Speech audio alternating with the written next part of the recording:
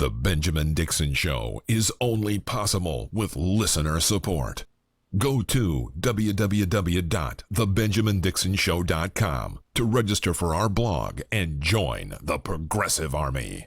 And now, ladies and gentlemen, We are now about to witness the truth. it's the Benjamin Dixon Show. Welcome, ladies and gentlemen, to the Benjamin Dixon Show. I am your host, Benjamin Dixon. It is Monday, December 26th, the day after Christmas. Feliz Navidad, Happy Kwanzaa, Happy Hanukkah, Merry Christmas, Merry Festivus, all of that, all the above. Welcome to the Benjamin Dixon Show. It's good to be back with you. Special thanks, and I mean this so sincerely because last week was a tough week for me. Just had to take care of some things, personal things. You know, life happens, and sometimes it happens in a very significant way that you can't really. Well, anyway, I wasn't here. And, you know, as much as I love to be here, it had to be something pretty big for me not to be here. So special thanks to all of you, the listeners, as well as to my crew, the Progressive Army, for putting it down while I was gone. I'm wearing this Doctor Who scarf, not because it matches, but because I just wanted to show you that this is what some of the stuff I got for Christmas. I've got my Doctor Who mug here, coffee mug. Well, actually, I have tea in it, Earl Grey, which I shouldn't be drinking this time of night, but considering I need to go to sleep sometime. But anyway, thank you to all the patrons. We always want to start the show by thanking our patrons, without whom we could not do this. So a very special thank you to all of you who support the Benjamin Dixon Show in whatever form you support. Even if you can't support financially, thank you for just being here. Again, we can't do it without each and every one of you. We had quite a few people who signed up since we last came on the show. So special thanks to Grace, to Dana, to Jeff, to John, to Brandon, and to William, all becoming patrons over the weekend or since the last time we spoke.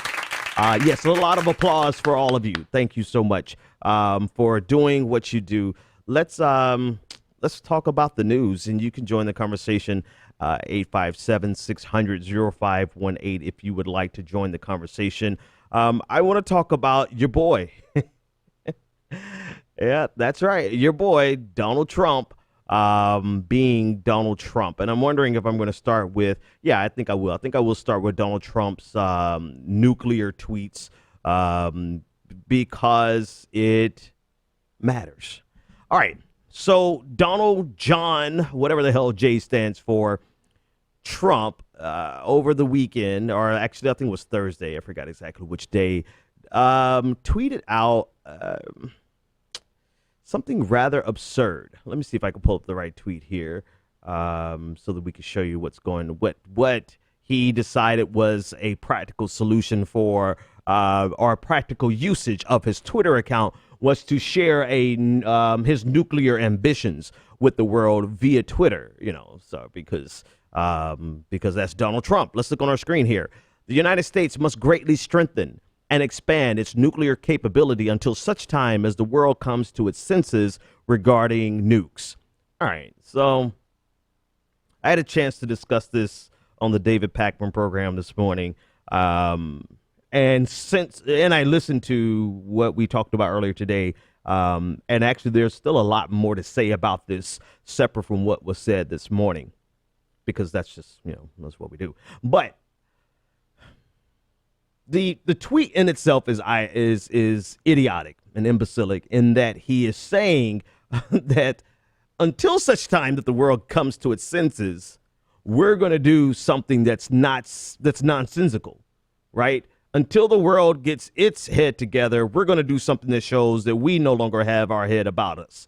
That's essentially the logic of the tweet, saying Donald Trump is going to say the most irresponsible thing a president can say with regard to nuclear proliferation, and then at the end say that we do this because we have an expectation, or we want to make sure that we do this until the world gets their act together. In other words, I'm going to do the exact thing that would cause you to never come to your senses with regards to nuclear proliferation, and then expect you to. So how can I break this down even better? I'm going to hit you across the head until you come to your senses about me hitting you across the head. It's not apples to apples. I could probably do it better, but I think you get the sentiment, right? This opening salvo, this opening statement is so inflammatory in terms of nuclear, in terms of international relations, in terms of nations setting. And I want to stress this. Let me stop mid-sentence. The words of the president have significant weight, period. These are not the words of a foolish president or the words of a wise president. It doesn't matter. They are the words of the soon to be sitting president, who has the ability to set policy for nuclear proliferation, or set nuclear policy, to be more accurate. So these are not idle words. And for people to dismiss them as idle words is highly irresponsible, particularly my people on the left. I love you. I don't always punch left, but I have to punch left on this one, because you cannot understate the significance of Donald Trump tweeting out something this damning in terms of nuclear policy. Now, is it a significant change from what President Obama was? I think the Obama administration said that we need to put $1 trillion into maintaining our, updating and modernizing our nuclear armament, right? Is it a significant difference? Well, we don't know. And that's the thing. A lot of people have drawn the conclusion that because the Obama administration was going to spend $1 trillion or some obscene amount of money, I don't know if it's $1 trillion, but spend an obscene amount of money to modernize our nuclear capabilities, that's the same thing as Donald Trump saying the United States must greatly strengthen and expand. Modernize does not necessarily mean to expand, and I'm not going to absolve President Obama in any way on anything. I don't have to. However, if Obama says we are going to modernize our nuclear armaments, our weapons, right? And sometimes, and not even just modernize, but just maintain what we have, because not maintaining it is a threat in and of itself, right? Just because he says that does not mean we dismiss what Donald Trump has said here. And I'm going to punch a harder left on my show than I did on Pacman's show, because I don't really know Pacman's audience that well. I do know my audience well. And a lot of times what we do is we ignore what Donald Trump has said because there is some corresponding action or behavior from Democrats. And in this case, not in all cases, some cases it is apples to apples. In some cases, it is a fair criticism, and it's a fair rebuttal. But in this case, you can't draw those parallels. You can't responsibly draw those parallels. The reason you can't responsibly draw those parallels is because President Obama has never gone out and said that we just need to expand. Let me put it on your screen for yourself. We need to greatly strengthen and expand, which means he's not just looking to modernize and to protect or restore or refurbish, for the lack of a better word, which is, I hope to God they're not refurbishing any nuclear weapons, but I digress. He's not saying that we should do this. He's saying that we need to take a dominant stance in the international community, even more so than our already dominating presence in the nuclear arms race. And that sentence didn't really come out the way I wanted. It's not a nuclear arms race yet. We're getting ready to go into one because of statements like this. We are already the dominant player. The only person second to us, Russia, right? And they're a distant second. But there's enough nuclear weapons between the United States and Russia to destroy the world 20 to 50 times over. So Donald Trump's statement here is not the same as President Obama saying that we need to modernize it, blah, blah, blah, blah, blah. He's saying that we need to be even more dominant, that we need to put pressure on the international community so the international community can, quote unquote, come to its senses. What the hell do they need to come to their senses on with regards to nuclear weapons? This is the big question. What does Donald Trump actually want people to say, the international community to say? What is that threshold? What is coming to their senses? What does that mean? Does that mean that they do whatever America says? Is that coming to their senses? Does that mean that they will lay down all their nuclear weapons and only allow America to be the only nuclear power in the world? What is coming to their senses? And because he gives both a definitive statement and a black box statement, one that says, this is what we're going to do. We're going to expand our nuclear weapons, right? And then the black box statement is like, we don't know what the hell he's even talking about. What the hell does this even mean? What does it even mean to come to our senses? Like, what is China going to say? What is China, right? Donald Trump. What are they going to say to this? How are they to interpret this?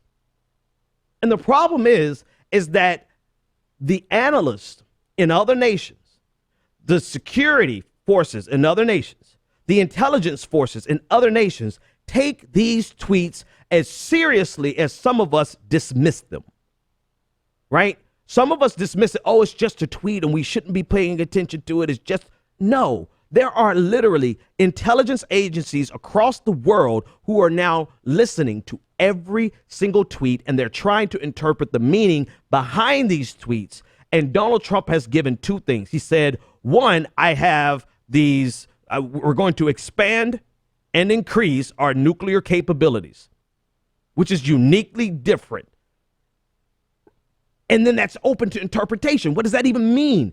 Does that mean, do you mean that you're going to do what President Obama said he was going to do? If that's what you mean, okay, that's something that the international community has already been putting into their calculus, right? Is that what you mean?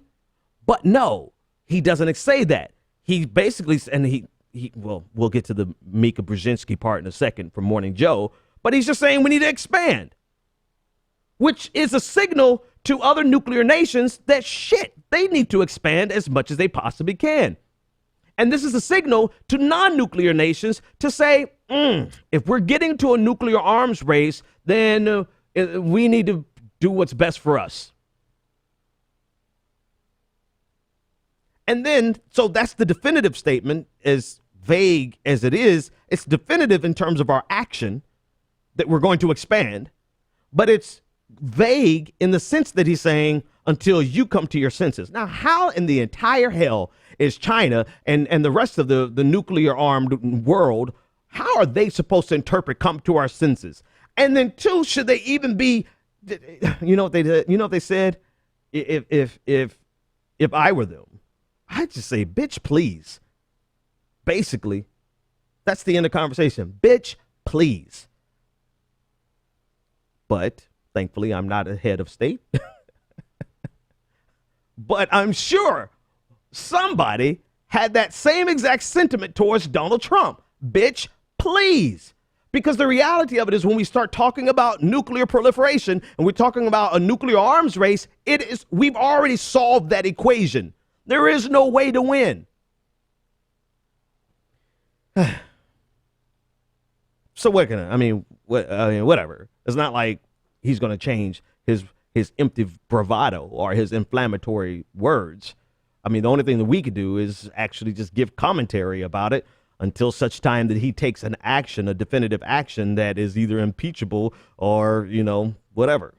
But until then, Donald Trump has this platform vis-a-vis Twitter where he can actually set the expectations of the international community with his bitch baby tweets. And his bitch baby tweets have escalated into his nuclear wet dreams. I just have one request, right?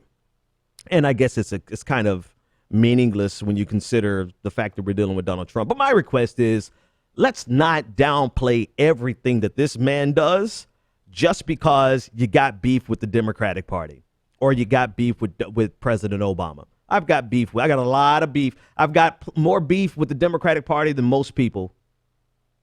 And I am not afraid to criticize Barack Obama. However, all that being said, we have to stop drawing these false parallels, because talking about expanding and increasing our nuclear capability until such time as the world comes to their senses is about as irresponsible of a statement that you can make on nuclear policy and it came directly from the mouth, or at least the thumbs, of our incoming president. 857-600-0518 if you want to join the conversation. I'm actually curious to see what you all think. Do you think this tweet is something that, I mean, I don't know. I don't want to even sandbag the question. I just want you to call in and tell me what you think of Donald Trump's tweet on his nuclear war ambitions. Well, okay, let me not be that hyperbolic, but I mean, that's the thing. You can't say stuff like this and expect the international community to be more rational than your president, right? Let me say that again. You cannot say things like Donald Trump said in this tweet and not expect the international community to actually be more responsible than your president. You can't. I mean, we should have the full expectation for nations to respond to this as though it was a clear and present threat. Maybe clear and present is the wrong language, because once we consider it a clear and present threat, then that means that we're going to take self-defense action. So maybe not a clear, but definitely a threat such that that it will start a new arms race. That's exactly what it is. It's a threat such that it warrants starting a new arms race, which is what I was talking about in the last segment, in the last portion, was the conversation that he had with Mika Brzezinski off of Morning Joe. Now, here's the thing. With this Morning Joe and Joe Scarborough and Mika Brzezinski, they have this knack for saying things on national television that seem to have come off the record. And yet the significance of what they have to say, particularly with this nuclear proliferation, it's so significant that until Donald Trump, I mean, I hate to do this, but until Donald Trump confirms or denies it, we have to go underneath the assumption that he said it. He's a sitting president. We're talking about a major show that he's been on a regular basis. If he doesn't deny it, then damn it, he said it. All right, that's number one.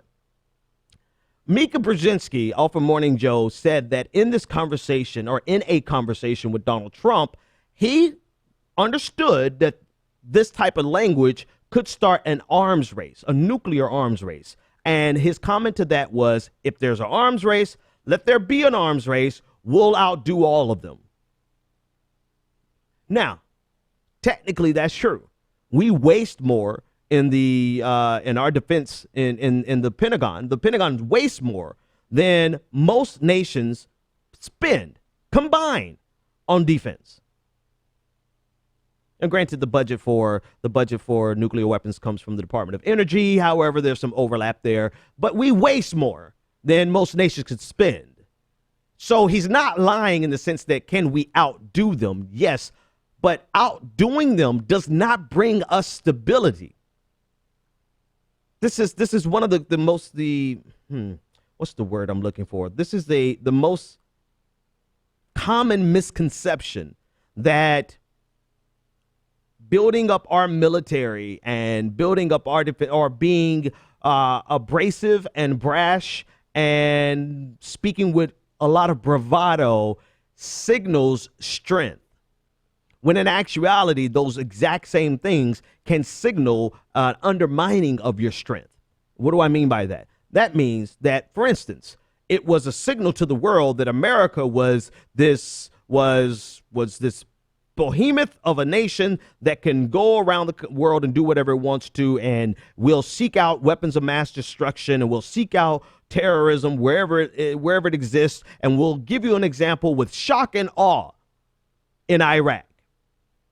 The move itself was seen and portrayed as being a statement of America's strength, when in actuality, it undermined America's strength. Not even just in the long run, but in the short run. This undermined America. So all of these steps of bravado, right? All these things that we feel good about because it makes us feel strong, those are actually things that undermine us. And this is the clear example. Donald Trump's conversation, or his tweet for one, and then his conversation with Mika Brzezinski about, we'll win an arms race. Yes, we would win an arms race, but that does not put us in a stronger position.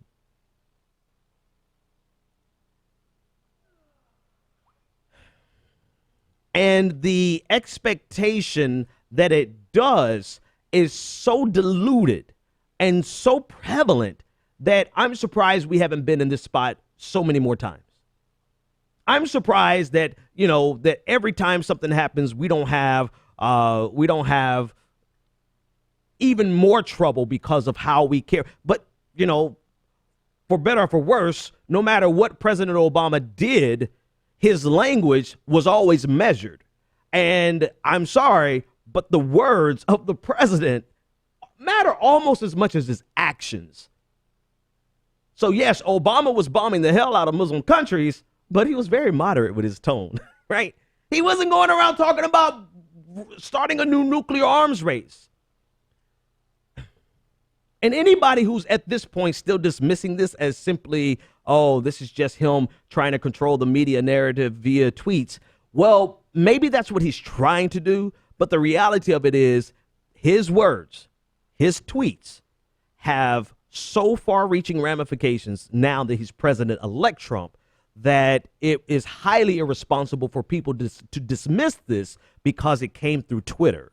Or to dismiss this because they feel like, oh, he's trying to distract from X, Y, and Z. Well, hell, it's a pretty big fucking distraction, right? It's like you're having an argument with your spouse and you want to create a distraction, so you bomb the whole house. Like that's the equivalent. If he's trying to distract from his transition team being corrupt, this is a hell of a way to do it.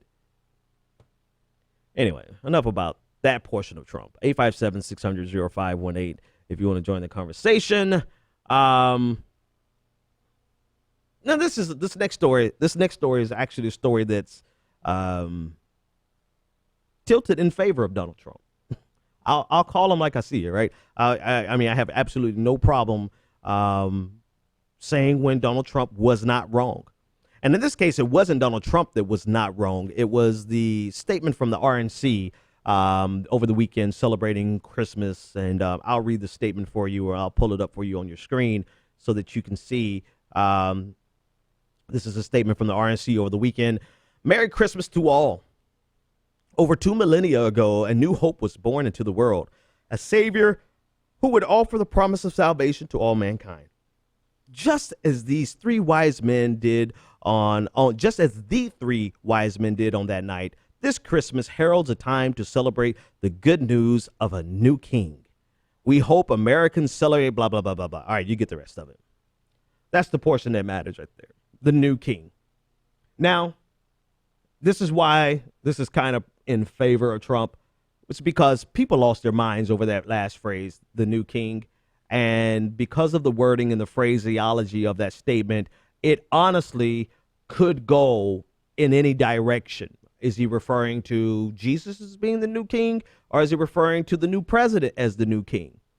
Well, if you just look at it from a syntax thing, yeah, it honestly could go both directions. But if you look at it from a religious jargon point of view, then you realize that most Christians still refer to Jesus, especially at Christmas. They refer to him as the new king, right? Hark the herald angels sing, glory to the newborn king. There you go.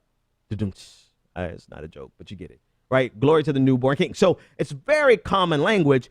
However, it's not common language amongst us godless liberals, or, the less inclined to be godly left. And a lot of people missed it.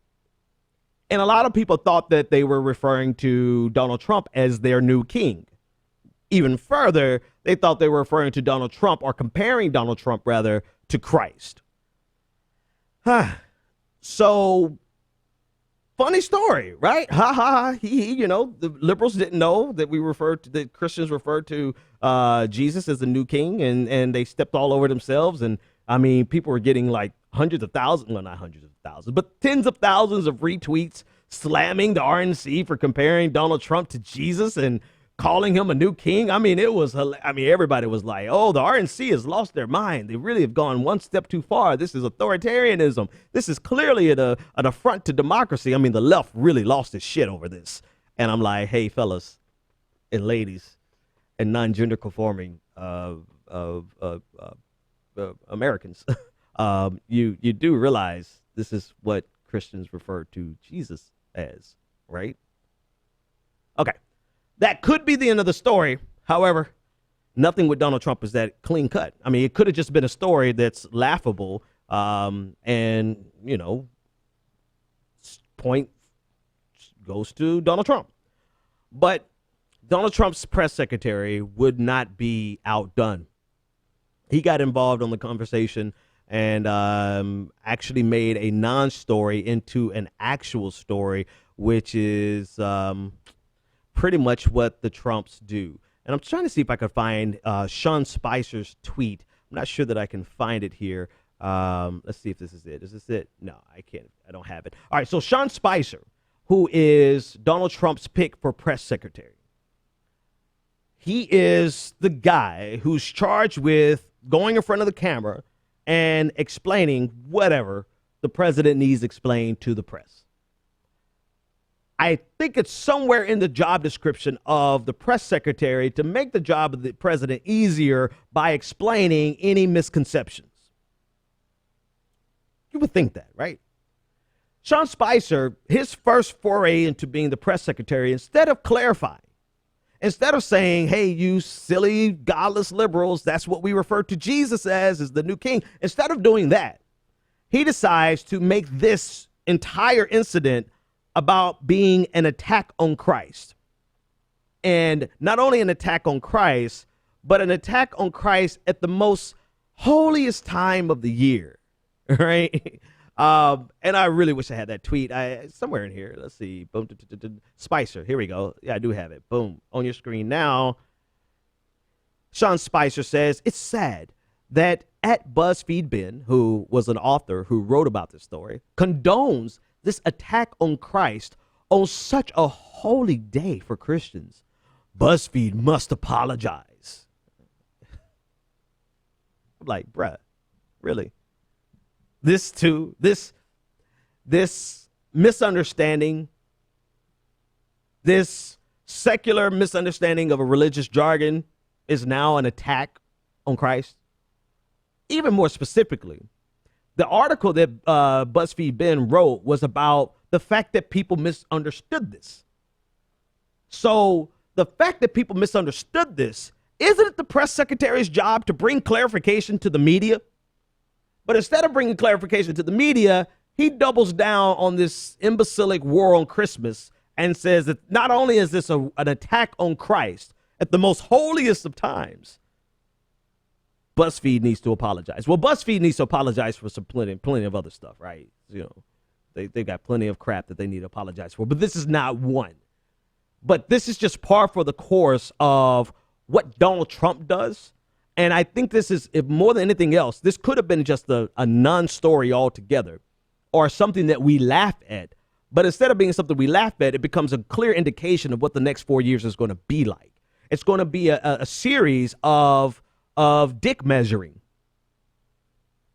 I mean, he's dealing with a predominantly male cabinet. So I'm not trying to erase women. I'm trying to see, it's predominantly male, right? And the ego and the testosterone and the hubris is at an all-time high. And whereas they could have come out looking like champs, right? They really could have come out looking like, the winners in this particular exchange. They decided to try to force somebody to apologize for a non-existent war on Christmas. This is what the next 4 years is going to be like. It's going to be a series of, I'm not going to answer your question, even though your question is pretty fucking simple. I'm not going to answer it. Instead, I'm going to counter-accuse you of something and then demand that you apologize for some fictional thing that I made up in my mind because I want to be the alpha male in the room. And just like the other story, I hope some reporters are just be standing around there in the White House saying, bitch, please. I wonder if these people really think they can get away with this for 4 years, right? Do you really think, let me stop that in the middle of a thought. Here's how they can get away with this for the next 4 years. They can get away with this for the next 4 years. This hubris, this unmitigated gall, this unnecessary dick measurement, this unnecessary testosterone check, right? They could get away with this for the next 4 years if the media keeps playing to them. and the media keeps prostrating itself before the Trump administration, if the media keeps going to these off-the-record meet and greets instead of doing the job of an adversarial media, so long as these outlets are more concerned with getting access rather than doing their damn jobs, then Donald Trump will continuously, it's my show, Donald Trump will continuously bitch these people and make them run and get in line and make them apologize and make them never get to the bottom of an issue because he's able to one up their hubris, one up their, their gall. So long as they are so concerned with having access to Donald Trump will continue to pimp them. And not only Donald Trump, but Donald Trump's administration. Because you can see the same exact attitude that's in Donald Trump is with this dude, Sean, whatever his name is. What is it? Sean Spicer. I just wish that there were a handful of non-neoliberal black journalists in that room. I mean, people who genuinely have zero fucks to give. I really wish some of us were in the room when Sean Spicer tries some of this shit behind the White House podium, because we would literally stand up and say, with all due respect, fuck you. With all due respect, you have no idea what you're talking about. You're going to lose your press credentials. So that's fine. But the story is you rejected our press credentials because we called you on your bullshit. That's the story. And it becomes at least a week-long news cycle. But instead of doing stuff like that, the media always cowers, or the media has shown its willingness to cower not only before Trump, but before Obama, but before Bush, before Clinton, before any president. They want those tickets to the White House Correspondents' Dinner, so they will let people like Sean Spicer get away with saying, this isn't a war on Christmas. No, Sean, you're just an idiot, and you don't know how to do the job of a press secretary, so let somebody show you how to do it. I tell you who will, well, never mind, I'm not going to call any names. I know a couple of people, one from Daily Beast, who I have full expectation that she would give this motherfucker hell. Now, maybe she'll prove me wrong, but we'll see. I want to see who's going to hold Donald Trump and his minions, hold their feet to the fire. This probably is a job. This probably 100% is a job for a woman. Just because it's been my life's experience that women have more backbone than most men. It's just been my lifetime experience, So maybe, except for me, like you put me in the room, I have zero fucks to give. I didn't get anything from the establishment. I don't expect anything from the establishment. I'm not waiting on a handout from the establishment. I think some independent journalists, I think we could handle it well. But in terms of like the mainstream journalists, you're probably going to have to get some sisters in there. You probably have to get some women in there in general and let them handle it, because they have zero regard for the testosterone alpha male hubris checking that Donald Trump tries to do. Matter of fact, they are probably quite agitated and aggravated by it, so they're more likely to bring fire and hell to the Trump administration. I'm just totally speculating at this point, but damn it, somebody is going to have to not put Trump in check so much as don't let him get away with shit, especially not his underlings, not a damn press secretary. Like, bitch, please. That's the hashtag for tonight. Bitch, please. I just get time with these people. 857. Actually, I think nobody's calling in tonight because it's a holiday still. Most of you celebrating. That's cool. I think I'm going to end as soon as I finish all my stories then. In other news, so this guy I know on Twitter, George Ciceriello Marr is his full last name. Ciceriello Marr. I follow him on Twitter. Does a lot of work in terms of anti-racism. He stated on Christmas Eve, this is one of those things that just have to pull up, let him speak for himself. I'm quite sure I have that tweet in here somewhere. Yeah, here it is. Nope, wrong one.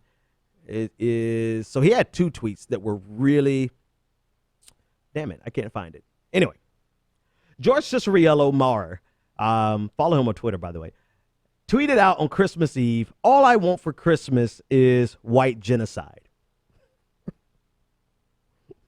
Now, I saw the tweet. And when I saw the tweet, I was like, yeah, nah, I'm not going to retweet this. And the reason I said, no, I'm not going to retweet this is because I know better. I know better. Like, I say a lot. I say a whole lot. But you do know that everything I say is 100% calculated. I don't go on Twitter and just let my hair down. I go on Twitter and speak my mind as I do on the show. I think everything through. The only thing that screws me up on Twitter is autocorrect, which for some reason wanted to spell Kwanzaa with one A instead of two, but I digress. I saw this tweet from George and I was like, that's funny shit. I get the irony. I get the satire, but yeah, I'm not retweeting that. Because sometimes you do have to think far enough and have enough foresight to understand how people will use your words against you. Not sometimes, all the time.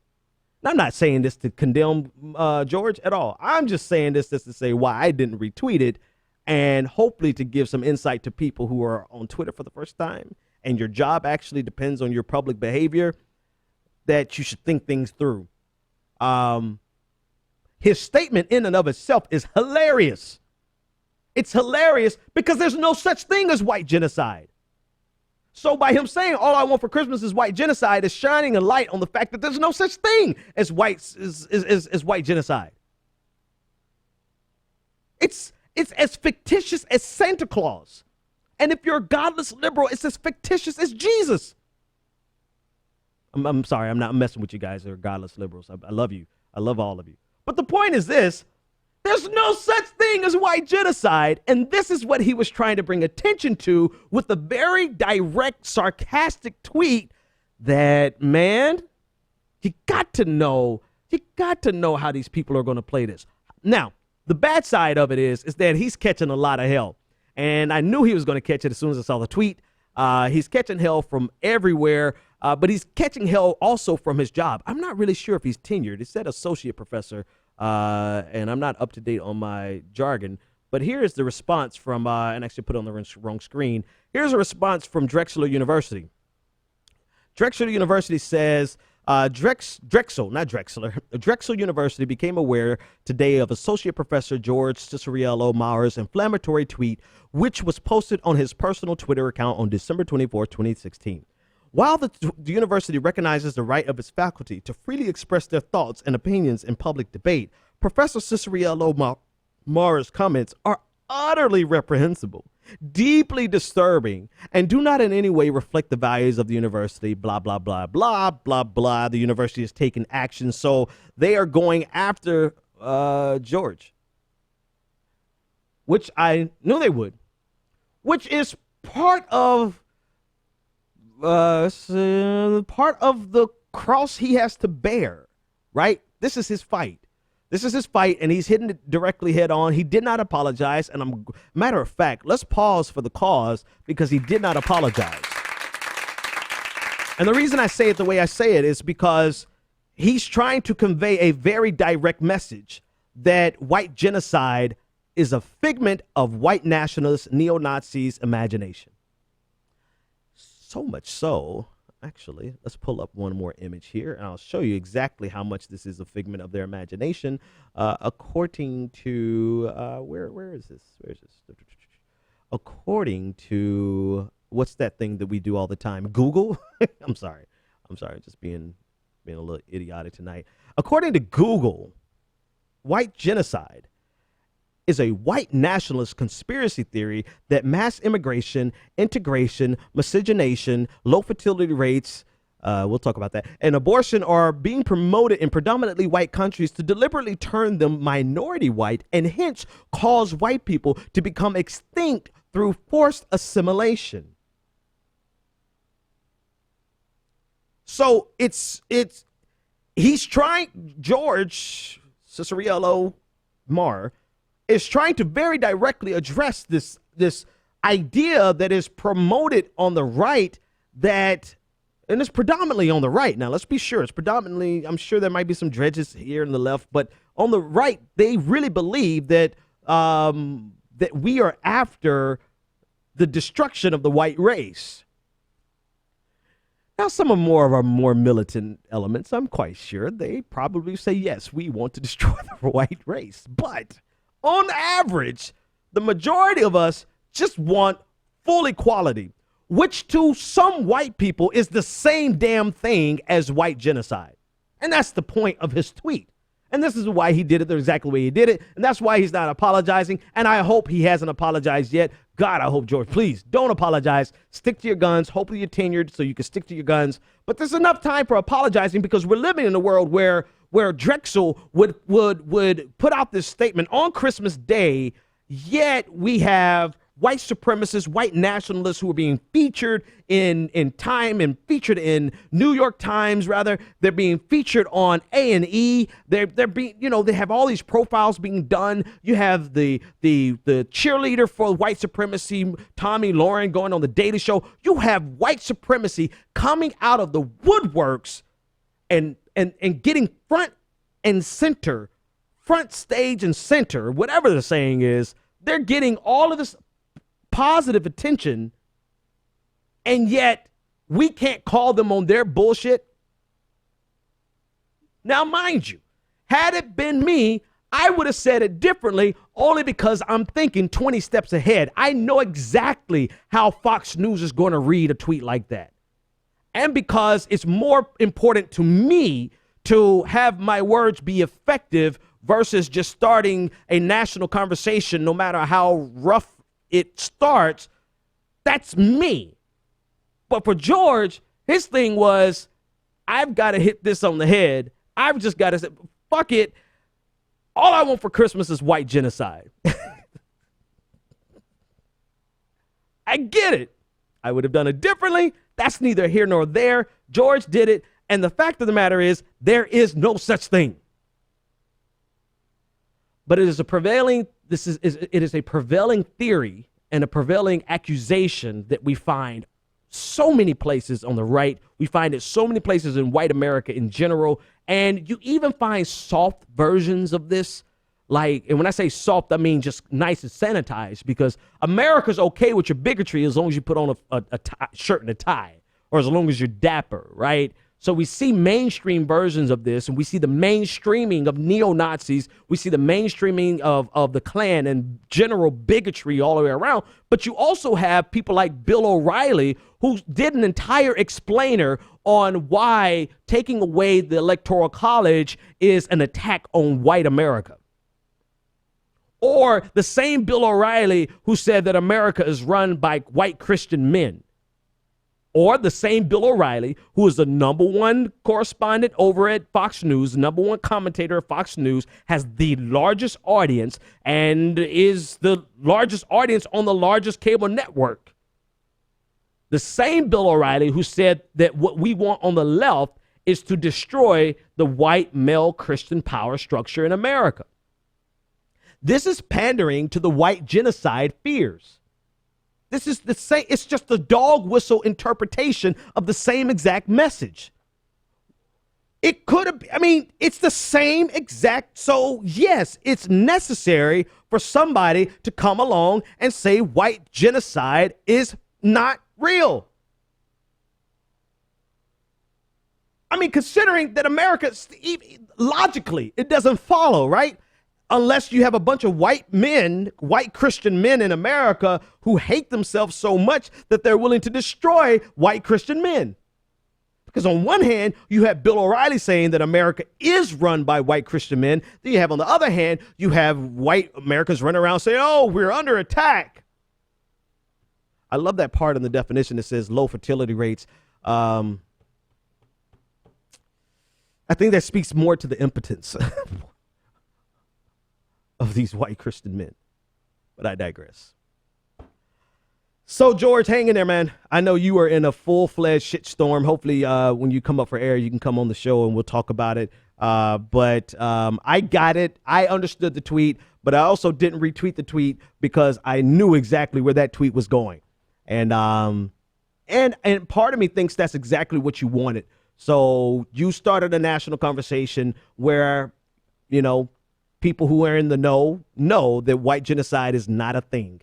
And the people who think that it actually is a thing, they're probably too busy trying to get Viagra or something to help them with their, anyway.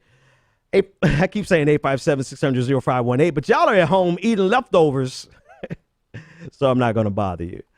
All right. I think I might be towards my last clip for the night, last segment, because, well, hell, I got 10 minutes. Maybe I can go the distance. And it's been a while. I haven't seen you in so long. I missed you. I really do. No, seriously, I do. I do miss you. So, bruh, let's talk about 2016. 2016 has been ruthless as F. It has. 2016 has been so gangster, I am afraid to talk bad about 2016. So I'm just going to signify. I'm like, hey, I see you, 2016. I see what you're doing. I am afraid to talk bad about 2016 because 2016 has come through and taken out so many stars that we love. I mean, Muhammad Ali, David Bowie, Gene Wilder, Prince, Phife Dawg. I mean, it's been a long year, bruh. I mean, Alan Thicke. I was watching, yes, full disclosure, I was watching Fuller House, the new version on Netflix. If you ever need to detox from reality, that show is a corny bag of enema. It's a corny enema. Anyway, it gets all of the bullshit of politics out of your life. I was watching it, and Alan Thicke came walking in, and then like the next day he was dead. Like 2016. So last night, or yesterday afternoon rather, George Michael, pop singer, so many hit songs. I can't even name, couldn't even try to name them all. But he passed away at the age of 53. So it's like, I mean, you have Carrie Fisher, Princess Leia, who had a heart attack just before Christmas. 2016 has been ruthless. And all I will say is we only have a week left.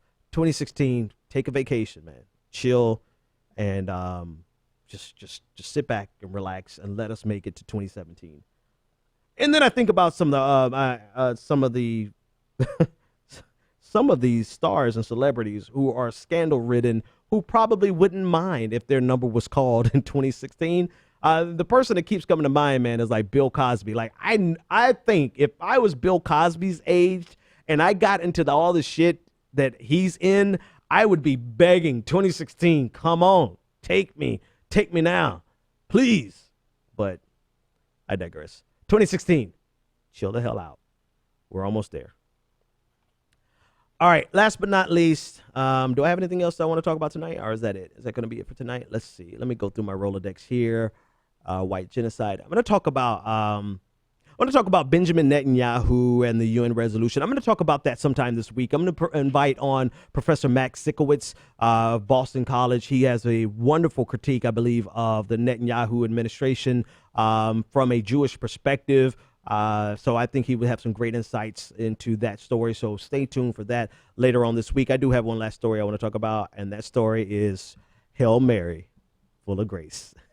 So this has been one of the most amazing Christmases ever. I'll bring this up on your screen. I don't know if you can see it, but there was a church, a Catholic church, that instead of printing the Hail Marys, which is I'm not Catholic and I don't study Catholicism, so I have no idea what you actually do with a Hail Mary except say it. But instead of putting in the words of Hail Mary, they put in the lyrics to Tupac's Hail Mary, full of grace. And there it is, actually printed in the program. They did do the favor of putting a ellipsis, the ... to signify profanity. But it starts off, you can see it, Machiavelli in this bitch, Illuminati. It goes through it. Come with me, Hail Mary, run quick, see, what do we have here now? Do you want to ride or die? La, la, la, la, la, la, la. And then it goes into the verse. I mean, look at that third paragraph. I'm not a killer, but don't push me. Revenge is the sweetest joy next to getting Donald Trump's grope on. I mean, I'm wondering how that. I think, and this is a theory that came from Pat off the David Patman show earlier today.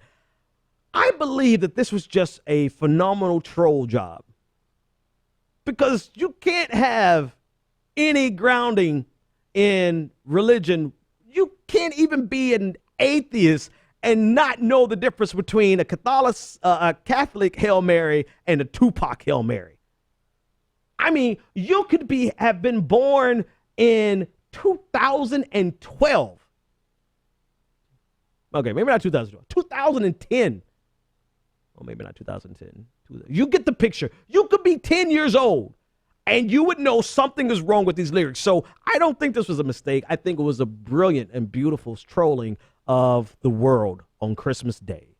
And what better way to give thanks and say Merry Christmas than with Tupac, Hail Mary. See you later, guys. The Benjamin Dixon Show is only possible with listener support.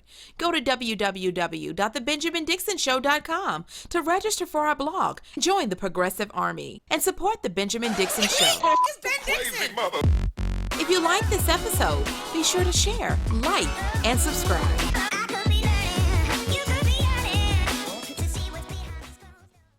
Consider becoming a Patreon. Go to www.patreon.com/The BPD Show and support The Benjamin Dixon Show.